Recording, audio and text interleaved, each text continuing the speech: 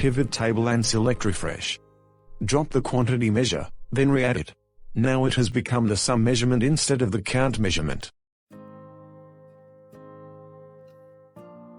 We don't have the sales amount in our dataset but only the price and quantity.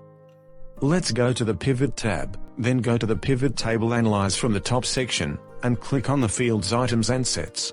Then, select the Calculated field from the list. The Calculated field function allows you to add a measure without adding a visible column in the Pivot Data tab. Let's name it Sales. First, highlight the 0 in the formula bar, select Price from AUD from the field list below and click Insert field to insert. Enter asterisk, then double-click on the quantity from the below field list to insert. Click OK. The new measure will automatically be added to the pivot table. Let's drop the quantity measure and update the number format. Go to the Pivot Data tab. Say if you or someone has accidentally deleted the header name.